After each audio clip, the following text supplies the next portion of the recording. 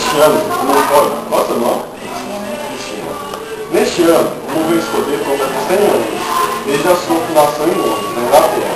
Desde então, espalhou por todo o mundo. Você conhece ou já ouviu falar sobre o escotismo? Já? Aonde?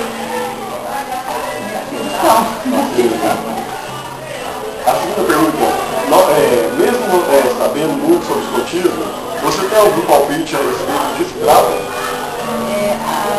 Ajuda na educação da pessoa, A terceira pergunta, o escotismo é um movimento com proposta de educação não formal, que visa ensinar preceitos com respeito, amizade, compreensão, trabalho em equipe, altruísmo, entre outros.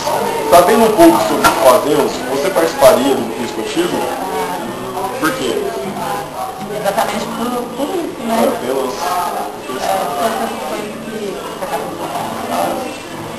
A quarta questão, em Goiânia existem cerca de 8 grupos de escoteiros. Você sabia disso? Eu não sabia que era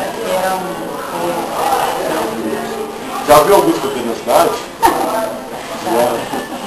A quinta questão é, você acha importante que existam movimentos de jovens como esse em um mundo como o nosso?